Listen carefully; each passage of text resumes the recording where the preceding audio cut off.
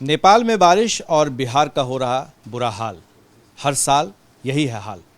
हम पहुंचे हैं जल संसाधन विभाग के एक कंट्रोल रूम में, जहां पर हम बात कर रहे हैं मंत्री से, संजय झा जी से। ये जो आपका कंट्रोल रूम है, ये आपने बनाया है, इसका क्या मकसद है और बाढ़ की स्थिति आप लोग कैसे मॉनिटर कर रहे हैं? फिलहाल बिहार में बाढ़ की स्थिति क्या है, क्योंकि कई जगहों से खबरें आ रही हैं कि बाढ़ में पानी जो है वो बढ़ता जा रहा है और जो किनारे का इलाका है और जो निचला इलाका है उसमें पानी भर रहा है। देखिए, इस कंट्रोल रूम में तो हमारा ये कॉल सेंटर है। बिहार में 24 घंटा ये चलता है। कहीं से भी आप कॉल कर सकते हैं अगर आपको कहीं दिखाई पड़ता है। कम्युनिटी पार्टिसिपेशन के लिए है कि कहीं क्षरण हो रहा है, कहीं कोई समस्या है, इमीडिएट अटेंड करने की ज़रूरत है। आज जैसे ही आप कॉल करते हैं तो यहाँ पर ये मैसेज रिकॉर्ड करते हैं, यहीं से फीड हो जाता है।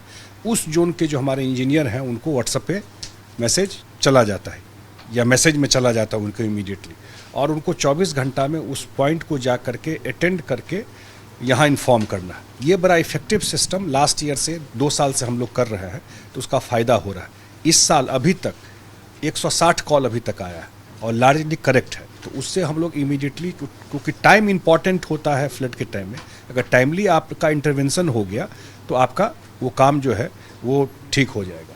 जहाँ तक फ्लड की बात है तो लार्जली आपको हम लोगों को चिंता ज़्यादा ये होती है कि नेपाल में क्या बारिश हुआ, और नेपाल से पूरा सिल्ट के साथ आता है आपको पानी।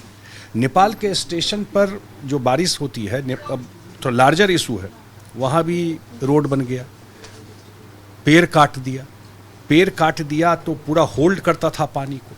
अब वो पानी फ्लैश फ्लड की तरह आता है पूरे बिहार में। नेपाल में फिर रिपीट करूँगा, हाई डैम बनना था, उसमें कोई मूवमेंट नहीं है, जो भी होना है।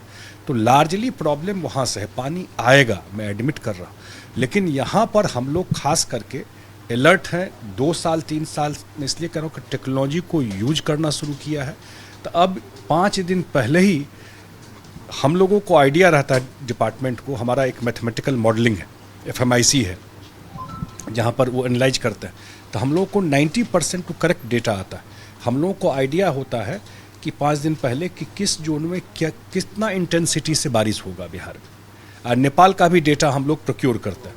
तो जो उस जिला के एडमिनिस्ट्रेशन है, DM है, हमारे इंजीनियर हैं, उनको पता है कि इस एरिया में इतनी बारिश तो नहीं रोक सकता है, लेकिन वहाँ पर फ्लड मटेरियल या अलर्टनेस हो जाता है। आपने क्या जिसकी संभावनाएं जताई जाती है, हर साल 2008 के कोसी फ्लड को एक एग्जाम्पल के तौर पे लिया जाता है, तो क्या आप लोगों ने तैयारी पूरी कर ली है कि कोई भी बांध कहीं भी, चाहे वो नेपाल का हिस्सा हो चाहे बिहार का हिस्सा हो, वहाँ पर कोई ब्रीच नहीं हो? इसके लिए क्या आपकी पूरी तैयारी है? क्या आप दावा करते हैं कि ऐसा कुछ नहीं होगा? बिल्कुल, खास करके पूरे बिहार में। नेपाल में तो थोड़ा सेंसिटिविटी है, वो तो मैं क्लेम नहीं कर सकता हूँ कि ये कंप्लीट आपके कंट्रोल में नहीं है। एक दूसरा कंट्री है जो 8 में टूटा, तो उस समय जो वहाँ की सरकार थी, जो परिस्थिति थी आप भी जानते हैं, उस परिस्थिति में जा करके वहाँ चीज़ों को ठीक करना भी थोड़ा मुश्किल हो गया था। लेकिन बिहार साइड में जो हमारा एम्बैंकमेंट है बिल्कुल सुरक्षित है, पूरा अलर्ट है।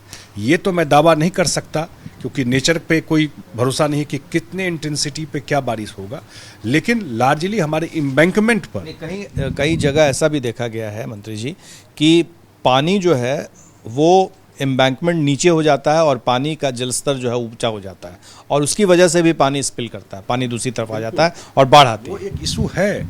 सिल्ट सबसे बड़ा इशू है। जब पानी नेपाल से आता है तो सिर्फ पानी नहीं आता है, पानी के साथ बड़ी मात्रा में सिल्ट आता है, गाद आता है, और वो जा करके नदी के बेड में जमा हो जाता है। और नदी के बेड में जमा होता है तो नदी ऊपर होता जा रहा है, तो ऑब्वियसली स्पिल करेगा। तो हम लोग इस स्केल का तो डिसिल्टिंग नहीं कर सकते। इसीलिए हम लोग हमेशा भारत सरकार से 2017-18 से उठा रहे हैं कि सिल्ट पॉलिसी लाना चाहिए, क्योंकि हर एक साल आपको डिसिल्ट कराना पड़ेगा, तभी वो स्टोरेज कैपेसिटी। उस मांग पर क्या कभी विचार हुआ या कभी कोशिश की गई? अभी मैं गया था, जो वहाँ के मंत्री हैं, जल शक्ति मंत्री, उन्होंने कहा कि उस पर एक असेसमेंट किया गया है और उस पर वो उन लोगों का आपस में उस पर चल रहा है। होपफुली कुछ ना कुछ उसका रास्ता निकलेगा। लेकिन इतना मैं ज़रूर कह सकता हूँ कि जो तैयारी हम लोगों की है, एक पार्ट तैयारी है एम्बैंकमेंट को कंप्लीट एंटी इरोजन काम करके सुरक्षित रखना। वो काम हम लोगों ने किया हुआ है। जो हमारा एम्बैंकमेंट है लगभग 4000 किलोमीटर, नॉट जमींदारी बांध।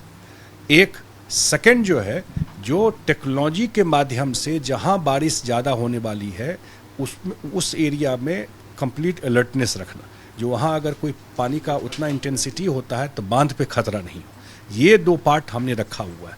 अभी आप देखते होंगे बहुत स्टोरी चलता है कि सीमांचल में वहाँ पानी चला गया, वहाँ हमारा बांध है ही नहीं, कोई एम्बैंकमेंट नहीं है डिपार्टमेंट का, ओपन है, पानी आता है निकल जाता है। प्लस वहाँ क्या है, एक जेन्युइन प्रॉब्लम है, बहुत लोग नदी के बेड में घर बना लिए, खास करके कोसी बेल्ट। तो अब आप बताइए, नदी के बेड में घर होगा, थोड़ा भी पानी आएगा तो जाएगा। हम लोग रिक्वेस्ट भी करता है कि जब आपका घर नदी बेड के बाहर है तो इसमें क्यों बना लिए। तो वो एक प्रैक्टिकल समस्या हम लोगों को देखना पड़ता है, लेकिन उसको भी हम लोग प्रोटेक्ट करने का कोशिश करते हैं। यानी आपकी तैयारी पूरी है, मंत्री जी का दावा है, लेकिन भगवान जाने, बारिश को कोई देखा नहीं है कितना पानी आ जाए। पर जो सबसे बड़ी समस्या इन दिनों पिछले कई सालों में देखा जा रहा है वो है कि बांध की ऊंचाई ठीक वही है, लेकिन जो ज़मीन है, नदी का जो बीच का लेवल है वो उठता जा रहा है, जिस वजह से ज़्यादातर जगहों पर बाढ़ आ रही है। इसे रोकने की ज़रूरत है। हमारे सहयोगी शैलेश के साथ प्रकाश कुमार, एबीपी न्यूज़, पटना।